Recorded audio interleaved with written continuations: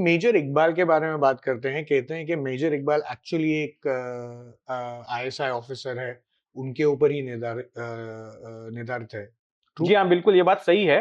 और मेजर इकबाल का ज़िक्र कई बार आया है। जब 26/11 की जाँच हुई तो उसमें मेजर इकबाल का नाम सामने आया है। जो कन्वर्सेशंस हो रहे थे जब हमला चल रहा था, तो आतंकियों के बीच, जो मुंबई में आतंकी आए थे, उनके और उनके हैंडलर्स के बीच जो कन्वर्सेशन इंटरसेप्ट किया था हमारी एजेंसियों ने, उसमें भी मेजर इकबाल का ऑडियो था, बातचीत करते हुए का, उसमें भी मेजर इकबाल था। वो वहां पर कंट्रोल रूम में भी मौजूद था 26/11 के हमले में, वहां पर था। और जब आप इसका स्टेटमेंट पढ़ेंगे डेविड कॉलमैन हेडली का, वो भी एक एक्यूज्ड है 26/11 के हमले में, हालांकि अब वो अमेरिका की जेल में है, तो उसने भी इसका जिक्र किया है। तो ऐसे बहुत सारे सबूत हमारे पास में हैं जिसमें कि इस फौजी अधिकारी का जिक्र आता है जो पाकिस्तान की खुफिया एजेंसी आईएसआई के लिए काम कर रहा था। अंडरस्टैंड। फिर ये मूवी में भी जैसा लायरी और वहां का जैसा अंडरवर्ल्ड का जैसा दहशत दिखाई है, क्या वो एक्चुअली में वैसे ही थी? नहीं, ऐसा जो लोग लायरी को जानते हैं वो बताते हैं कि लायरी को थोड़ा सा लार्जर देन लाइफ तरीके से पेश किया गया है कि जिस तरह लायरी है, yes Lyari is a notorious area. जैसे किसी जमाने में मुंबई का डोंगरी, भिंडी बाजार, ये सारा इलाका हुआ करता था, तो उसी तरह से कराची में लायरी वो इलाका भी है जो अपने क्राइम वगैरह के लिए इनफेमस था, वो सारा कुछ था।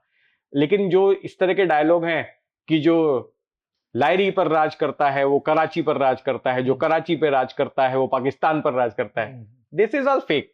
ये सिर्फ डायलॉग सुनने उनने में अच्छा लगता है, बट ऐसा हकीकत में नहीं है। कि कल को क्या हम ये ऐसा बोल सकते हैं, जो डोंगरी पे राज करता है वो मुंबई पर राज करता है, और जो मुंबई पे राज करता है वो हिंदुस्तान पे राज करता है। ये सिर्फ ठीक है, ये this is a work of fiction. उसको इसी तरह से देखना चाहिए कि लायरी को इन्होंने इस तरह से बड़ा बना दिया for the sake of plot, story के लिए इन्होंने ये कर दिया। बट लायरी ठीक है, एक नोटोरियस इलाका है जहां पर क्राइम होता था, जहां पर गैंग वॉर होते थे, था। बट ये सब कहना कि लायरी पर जो राज करता है वो पाकिस्तान पर इनडायरेक्टली राज करता है, दैट इज ऑल बट ये तभी के टाइम पे बेसिकली ये जो थे जैसे उजैर बलोच, रहमान डकैत और वहाँ के काफी सारे जो बड़े बड़े ये अरशद पप्पू, ये सब चीजें जो उन्होंने बताई है इन दैट रिस्पेक्ट, क्या काफी they were also very notorious gangsters? Yes yes, बिल्कुल थे ना। लायरी इलाके में ये सारे गैंगस्टर्स बहुत ही एक्टिव थे। जैसे आप डोंगरी, नागपाड़ा, भिंडी बाजार की बात करो तो एक जमाने में पठान गैंग एक्टिव था, एक जमाने में डी कंपनी एक्टिव थी, उनसे थोड़ा सा पहले जो है हाजी मस्तान का गैंग एक्टिव था, यूसुफ पटेल का गैंग एक्टिव था। तो इस पूरे इलाके में जैसे उनका डोमिनेशन था, उसी तरह से कराची में इनका डोमिनेशन हुआ करता था।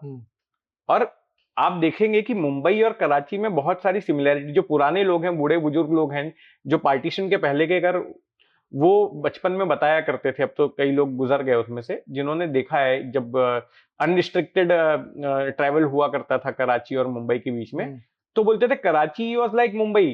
कराची भी मुंबई के जैसा ही कॉस्मोपॉलिटन शहर है, वहां पर भी अलग अलग कम्युनिटीज के लोग रहते हैं, वहां पर की भी इमारतें मुंबई जैसी दिखती हैं, वो भी समंदर किनारे है, मुंबई भी समंदर किनारे है, वहां की आबो हवा भी मुंबई के जैसी है। तो बहुत सारी सिमिलैरिटीज हैं कराची और मुंबई में। थैंक यू फॉर वॉचिंग हमारा क्लिप्स चैनल। अगर आपको ये क्लिप पसंद आई है तो आप पूरा पॉडकास्ट जो है वो नीचे लिंक डिस्क्रिप्शन में है, उस पर जाके क्लिक करके आप देख सकते हैं। एंजॉय कीजिए, बिकॉज बहुत ही महत्वपूर्ण होगा ये आपके नॉलेज के लिए। एंड ऑफ कोर्स ऐसे ही लाइक शेयर सब्सक्राइब कीजिए, हमें फॉलो कीजिए सोशल मीडिया पे। And until next time, see you in the next one.